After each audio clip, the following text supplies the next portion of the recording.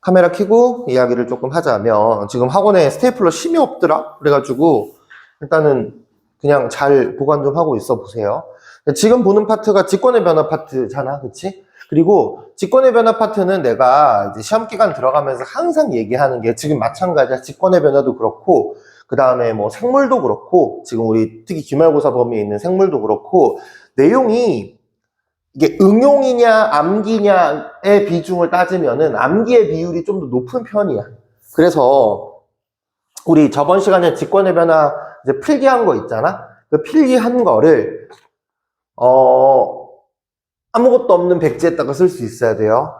아무것도 없는 백지에다가 뭐 이제 발산형의 특징, 보존형의 특징이라든지 그 안에 들어있는 키워드들은 모두 다 내가 기억을 하고 있어야 됩니다. 그래서 평상시에 그러니까 이제 문제가 계속 나갈 거잖아. 문제가 계속 나가면은 직권의 변화 문제를 푼다. 그러면은 문제 풀기 전에 한번 필기노트 쫙 한번 외운 거를 보고 쓰든가 아니면 외워서 쓰든가 하나 써놓고 그리고 나서 문제 푸는 거를 들어가는 거를 권장합니다. 뒤쪽에 있는 생물을 공부하는 방법도 마찬가지야.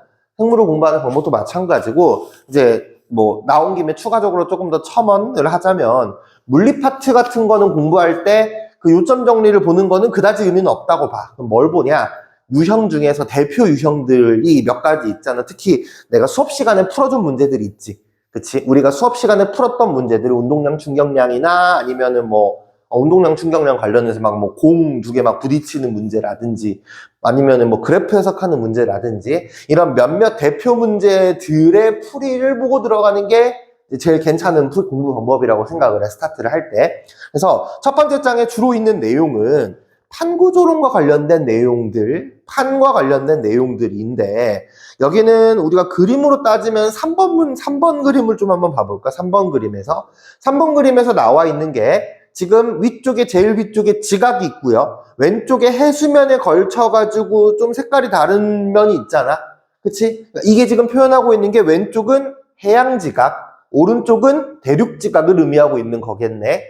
그쵸? 그 아래쪽으로 내려와서 점점점점 박혀져 있는 부분은 지각이야, 멘틀이야? 쟤는 멘틀이죠. 그쵸? 그래서 A는 지각만 포함이 된다. 뭐 A는 뭐 암석권에는 지각만 포함이 된다. 이런 거 이제 아니게 된다는 거고요. 그 다음에 그 아래쪽에 있는 멘틀 하부에 있는 100에서부터 내려가는 B 영역의 경우에는 액체 아니죠? 유동성 있는 고체다 라고 이제 이야기를 한 겁니다. 이거 내가 대류현상에 대해서 설명 안 해도 괜찮겠니? 대류현상 괜찮아? 그러니까 왜 이런 얘기를 하냐면은 오늘이 몇 요일이지? 토요일이지? 엊그저께 목요일 날에, 그러니까 위쪽 지역에도 있잖아? 위쪽 지역에도 있어서, 잠깐만. 그래서 간단하게, 따뜻한 공기는 부피가 팽창하니까 밀도가 작아져서 위로 떠오르고, 차가운 거는 아래로 내려가는데, 아래쪽에 있는 게 액체는 아니다. 이렇게 이제 이야기를 했던 것 같아요. 이게 이제 멘틀 대류설입니다. 자, 9번 문제 한번 봐볼래?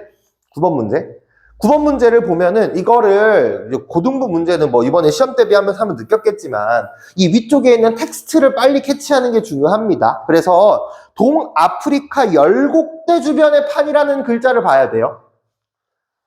9번 문제를 볼 때는 동아프리카 열곡대 주위의 판이라는 멘트가 되게 큰 힌트입니다. 그리고 나서 그림을 봐. 이게 이제 동아프리카 열곡대인 거거든요. 그러면은 자, 동아프리카 열곡대야. 그러면은 일단은 카테고리가 뭐야? 발산형이죠. 그쵸? 옆에다 한번 쭉 써볼까? 우리가 발산형 하면서 나왔던 특징들. 멘틀 대류는 상승부, 하강부, 상승부, 새로운 판, 생성, 지진, 천발, 화산, 일어나.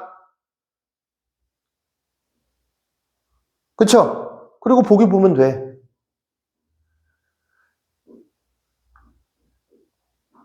그리고 보기 보면 된다니까? 화산, 일어나, 새로운 판 형성, 멘틀대로 상승 5번이야.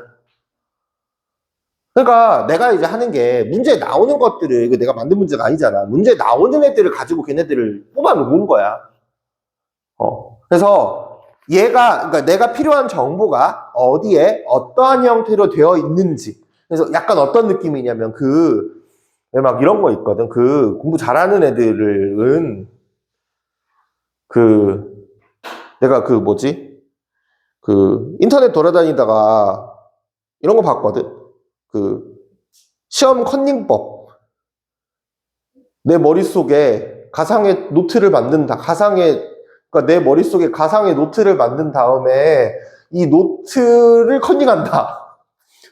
그럼 그냥 공부를 다 한 거잖아. 근데, 이게, 그, 당연히 들으면 이게 무슨 말인가 어이가 없잖아. 근데 나는 보면서 나름 어떤 느낌인지 알 것 같아. 어떤 느낌인지 알 것 같은 게 내가 이제 그 공부들을 쭉 해보면은 나도 딱 지금 너네들한테 원하는 게 이런 것들이거든. 그 내 머릿속에 시험에 봐야 되는 정보들을 그냥 중구난방하게 펼쳐놓는 게 아니라 이게 중요도 순으로 좀 이렇게 슬기로운 전공의 생활 봤니? 너도 안 봤어? 아, 그래? 이제 거기에 나오는 캐릭터 중에서 그 공부 되게 잘하는 캐릭터가 한 명이 있거든? 걔가 나와 있는 논문들을 다 외우고 있어. 그래서 누가 뭐 물어보면은 누구 교수님 몇 년도 논문에 관련된 내용이 있으니까 찾아봐 하는 멘트가 있단 말이야. 그럼 걔가 이제 이렇게 자기는 논문을 중요도 순이랑 연도 순으로 정리해서 기억을 해 놓은대. 그러니까 그냥 정보가 그냥 아무렇게나 내 머릿속에 저장이 된 게 아니라 책꽂이에 책 꽂아가지고 정리하는 것처럼. 그래서 딱 그거야. 너네 지금 방에 책꽂이에 뭐 소설책이나 이런 거 있어? 그럼 내가 소설책 같은 거를 많이 읽으면은 내가 갑자기 소설책의 어느 그 파트가 보고 싶어. 그러면은 책 이렇게 쭉 훑어서 이렇게 꺼내가지고 페이지 딱 펼치면 그 내용 나올 거 아니야. 이 작업을 너네 머릿속에다가 해놓으라고. 근데 이 작업을 근데 너네 머릿속에다가 난 했던 것 같아. 그래가지고 사탐을 잘했어. 나는 과거였는데 내가 다른 과목은 1등을 못했는데 한국사가 1등을 했거든. 한국사만 1등을 했었는데 하여튼 다시 와가지고 그러니까 그런 느낌으로 암기 과목들이 조금 정리가 되면 어떨까 싶은 거야. 그래서 내가 계속 하나의 노트를 강조를 하는 게 그 책 같은 것도 소설책도 여러 번 내가 막 되게 엄청 감명 깊게 읽은 책이 있어서 그걸 여러 번 읽으면 어느 문단에 뭐가 있는지가 외워지게 되는 거잖아. 근데 볼 때마다 막 형태가 달라지고 위치가 달라지고 하면 이게 기억이 좀 흔들리니까 하나의 필기로만 꾸준하게 봤으면 좋겠거든요. 그래서 하나의 필기를 여러 번 반복해서 이제 중요한 게 뭐냐면은 똑같은 양식으로 쓰는 거야. 그러니까 막 뭐 여긴 이렇게 쓰고 막 뭐 어떨 땐 가로로 쓰고 어떨 땐 세로로 쓰고 이런 거는 그다지 권장하고 싶지 않고요. 우리가 필기했던 거를 똑같이 위치까지 맞춰서 써주면 되게 좋습니다. 어쨌든 동아프리카 열국대인 거. 근데 이렇게 생긴 거를 내가 그 앞쪽에 우리 운동량 충격량 하면서도 얘기했거든요. 어떤 거냐면은 멀리 보내기랑 충격 흡수할 때 있잖아. 내가 문제를 딱 봤는데 이거 멀리 보내기네. 그럼 멀리 보내기 관련된 키워드를 촤르륵 쓰고 나면은 문제랑 같이 볼 수 있는 되게 큰 힌트가 되는 거고요. 괜찮아? 그러니까 그런 이게 내가 암기해서 문제에 필요한 컨닝 페이퍼를 옆에다가 호딱호딱 써놓는 거야. 이거를 머릿속에서 바로바로 꺼내지 말고 옆에다 꺼내놓고 쓰면 훨씬 더 좋잖아. 자, 뒷장으로 넘어가 봅시다. 뒷장으로 넘어가 보면은 뒷장에서는 그 다음에 봐볼 거는 16번 문제를 한번 좀 봐볼게. 16번 문제. 16번 문제. 대표되는 문제들만 나랑 좀 풀고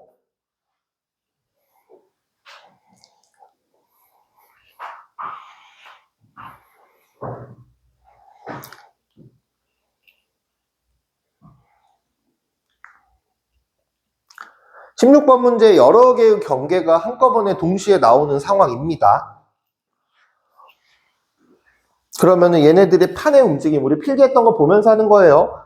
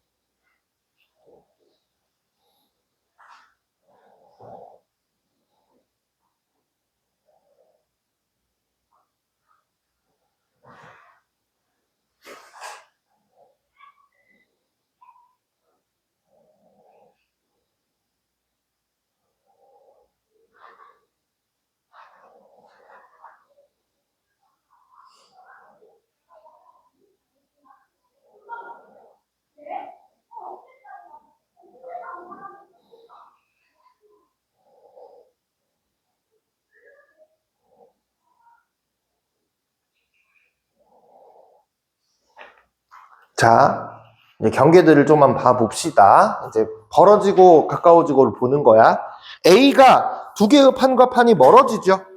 그쵸? 발산형입니다. 그 다음에 이제 B, C, D 쪽인데 여기는 이제 사실 포인트는 C야. C가 수렴형이지.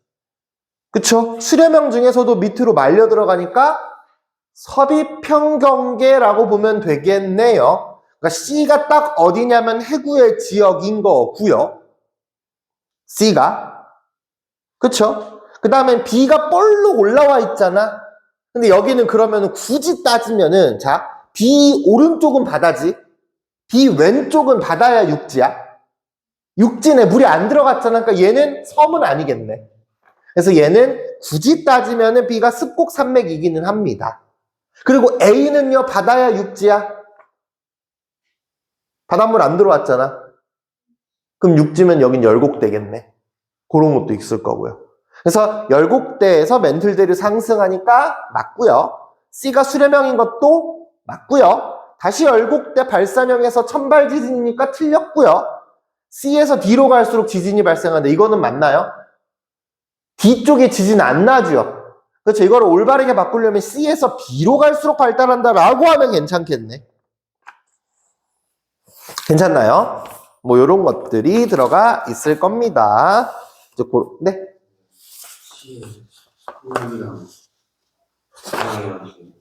C가 다시 C가 6이랑 평양이랑 만나니까. 네?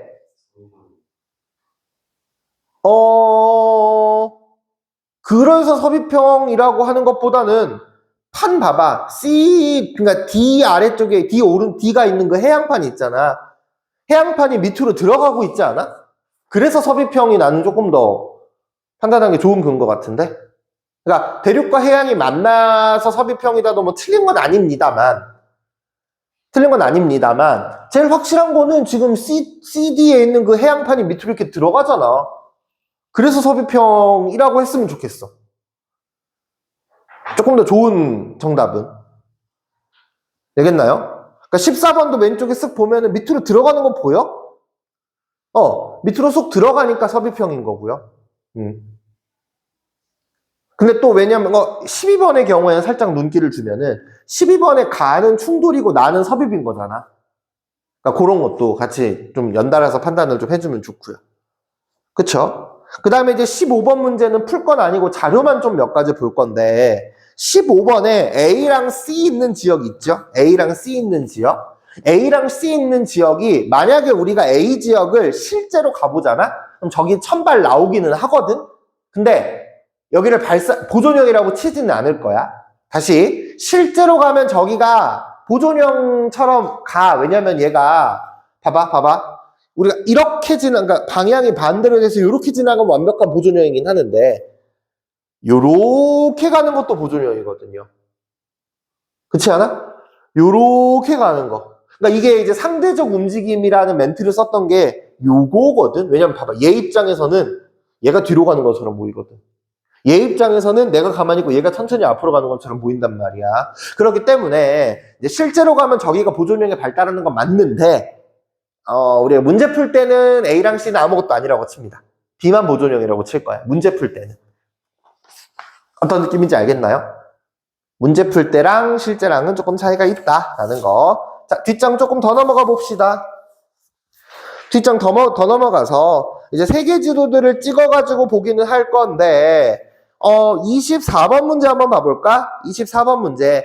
A, B, C, D, E가 누군지 찾을 수 있겠어? 혹시?